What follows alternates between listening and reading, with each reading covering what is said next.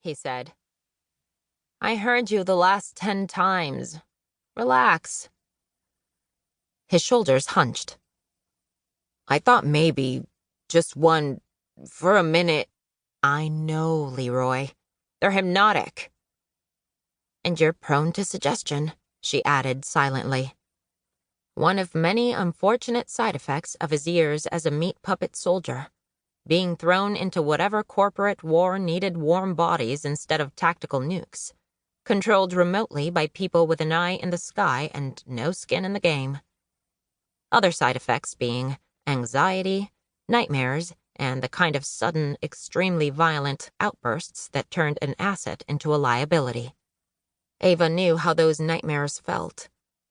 She was also good at turning liabilities into assets, and Leroy was no exception. He'd been responsible for managing supply chains and tracking inventory when he was deployed. So handling smaller, less frequent cargo logistics came easily to him. She dropped the cat into the spacious, climate-controlled shipping container from whence it had escaped. It had food, water, self-cleaning litter boxes, toys, tiny hammocks, raised platforms on which to run or recline, anything a cat could want, or so the person who designed it had thought. Apparently, what a cat really wanted was freedom. 18 balls of fur sat, or splayed out, or licked their butts, most of them studiously ignoring Eva and Leroy. A few glanced up and blinked languidly, as if they had not been slinking around the ship getting into trouble only minutes earlier. This was what she got for taking on live cargo. If she weren't doing this for her former Captain Tito, and if he weren't paying better than their last 4 jobs combined, that smiling come mierda hadn't told her the critters were genetically engineered mind-controlling geniuses.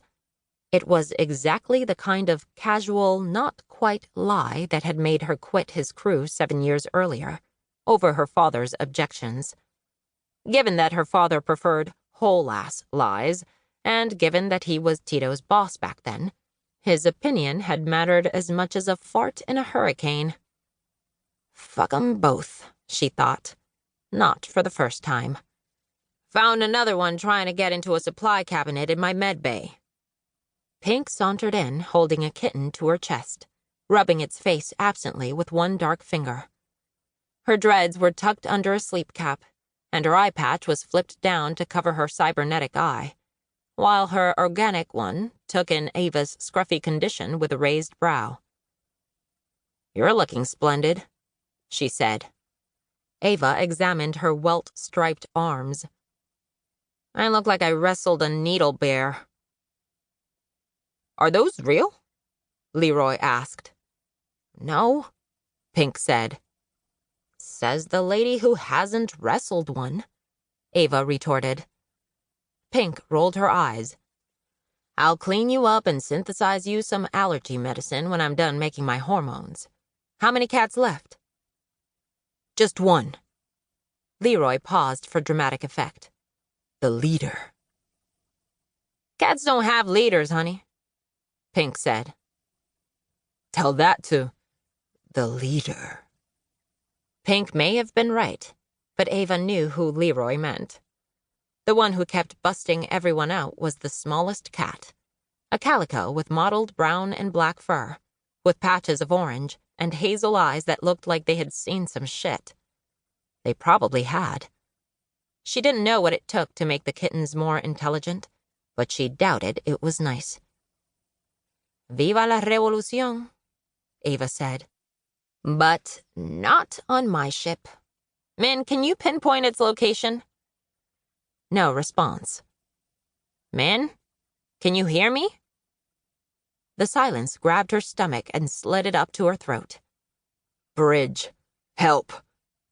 Her comlink pinged, the limitations of the mind-to-mind communication feature more frustrating than usual at the moment. It was Vakar, who for some reason made the cats nervous.